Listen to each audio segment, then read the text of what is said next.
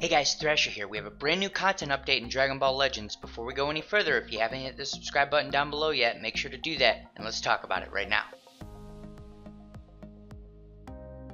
Okay, first things first, we have a brand new PvP season, which means the previous season has ended. Make sure to go over to the PvP area and get your rewards. And now let's go through the news and actually look at some of the things that have changed. Okay, so the first thing we want to look at is this Masters Pack 1. They've doubled the rates on it, so there's a 10% chance of getting a Sparking unit, and I don't remember the rate of getting extreme units, but they've doubled that too. The big thing to note here is this is only for crystal summons, so they've given us a bunch of new ways to get tickets. But if you are using tickets, you don't get this double rate. It's only for actual crystals. And I'm not going to go through the list of all the units. We know there's 16 Sparking units. Like 3 of them are good, maybe 4. So we'll close that out. That's really all there is to that. The main thing to note there is that it does not work for tickets. Tickets are still regular rates. The next thing to look at is the updated login bonus lineup. The real major thing here is you need to go through main story part 2. And once you get to main story part 2, if you're doing anything other than chrono crystals, in most cases you're going to get some type of a bonus. So if you're going for Zenny, you get 100,000 more Zenny every single day. If you're going for gravity machine fuel or the milk bottles for training, you get more of those. Everything else is pretty much the same, but those are the major things that you would go for if you weren't going for chrono crystals, which are pretty much the only thing I would go for anyway, unless they have some absolutely absurd reward on here. I don't see any crazy reward on here that's worth more than 10 chrono crystals. Maybe if they eventually change that Z power for the extreme Piccolo to some type of Sparking unit, then it might be worth it, but right now it's just stick with the chrono crystals for sure. Okay, so let's back out of here, and then the next major thing to look at, this is the meat of this update, is the Android 18 event. Let's go ahead and look at the details. So the main thing here, there's 2 big things. One, you're going to be getting the Z power for this green extreme Android 18. The other thing is all of her equipment, I think without any exceptions, all of her equipment is for female warriors. So as we go down through these, all of these work for all of the Android 18 units. They work for Pan, which is a huge thing because Pan is getting better and better with all the hybrid Saiyans that are coming into the game. The major thing that she was really missing is some really high quality equipment items. Now there are 1 or 2 okay hybrid Saiyan equipment items, but there's some really awesome options in here. So let's look at this first one. It's called Later. This one is not one of the better equipment items in here. It has strike, defense, and critical, 2 fairly low priority stats, and then it has defense against Saiyan, which is good because there are quite a few Saiyan characters in the meta. The only issue is it only works for 30 timer counts, and it is situational, so that's a bit of a problem. So the next one is Android 18. This one is actually amazing, especially for Pan. So it gives a 20% bonus to strike attack, a 15% bonus to health. Those are 2 huge rolls. And then the other major thing is it can give 15% bonus damage to red units for 30 timer counts. There aren't a lot of crazy OP red units, but if you're either a yellow unit, such as Sparking Android 18, this can help even that out a little bit if you have to attack them.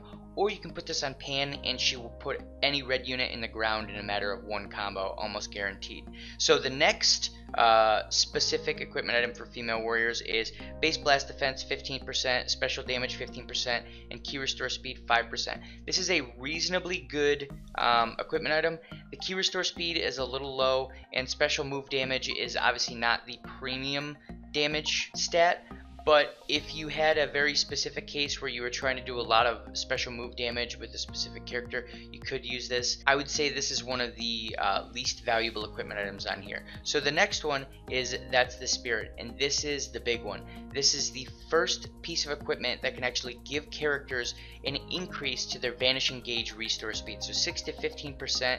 You put this on your Pan, you put this on your 18. If you put this on your Pan, she already has pretty much enough key restore that she can continue to combo all the way until her Vanishing Gauge is back up. But just in case you get in some type of a weird spot where you don't have enough cards to keep comboing until your Vanishing Gauge would normally be up, this is going to get you a lot closer. On top of that, it does have key restore speed, which helps with damage, and it's got strike defense, which is pretty much the meta right now. Most units are strike damage based that are our big time beat sticks. Outside of that, the event is pretty straightforward. They have all the normal missions that you would think. You have to do a certain amount of blast attack, certain amount of strike attacks, you have to do missions a certain amount of times, you have to do all of your equipment farming. I believe you need like 50 to 80 of each equipment item. And then the Rising Rush, there is a 2.5 million Rising Rush. I've done more than enough Rising Rush damage videos that I think you have the general idea of how to do it.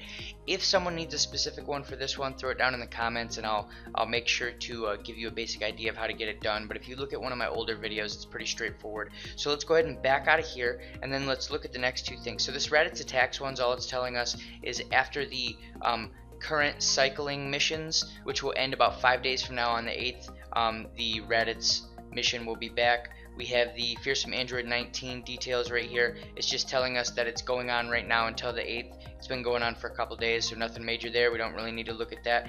The big thing, Space-Time Duel number 10. So this shows us the developers have been listening to us. So let's go down here and take a look at this. First things first, you no longer need to be in the top 1,000 to get rank rewards. So if you're in the top 10,000 of the leaderboard at the end of the season, you will get a rank reward, and the rank rewards are actually pretty good now. So we'll come back to that in just a second.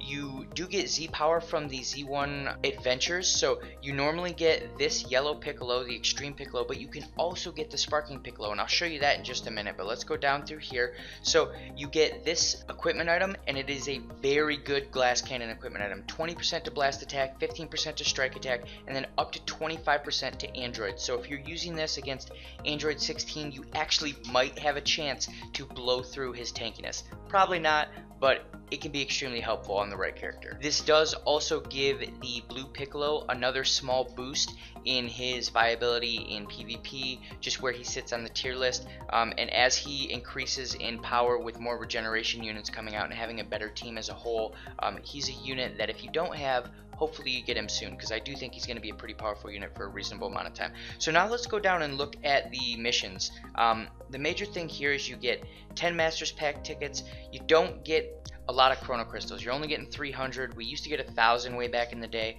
which does kind of suck, but we do get a lot of new season rewards. So let's look at these real quick. As you rank up to 50 now, there is a reason to hit 50 again.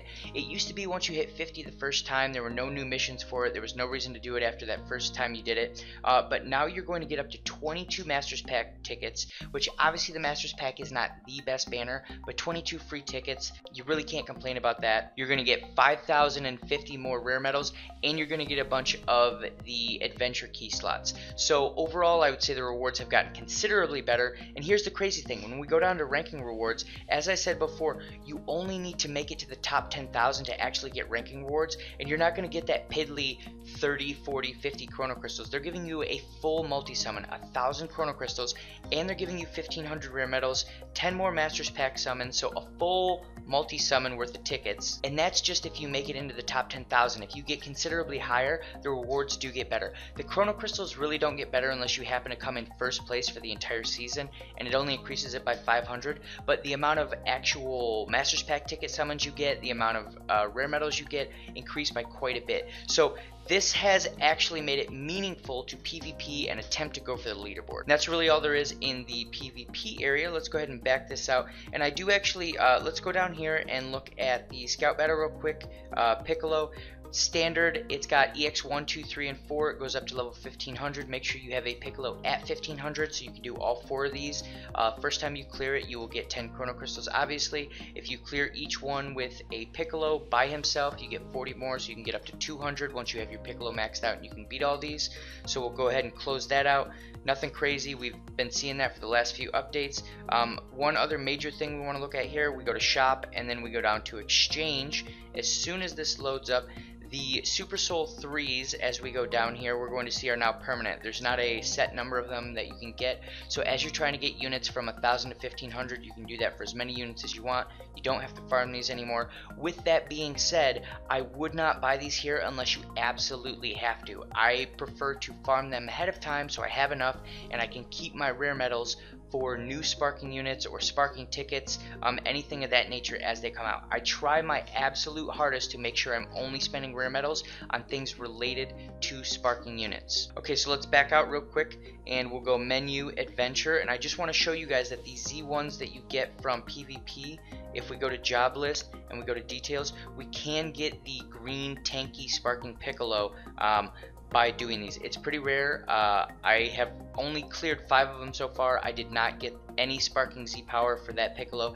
I did get lots for the Extreme Piccolo. And that's pretty much it for this update. If you guys have any questions, comments, anything you think I missed, make sure to throw it down below and we'll highlight it if I missed anything. If you think I'm wrong about anything, we'll talk about it and figure out what the actual answer is. If you guys like this content, make sure to like and subscribe, and I'll see you in the next video.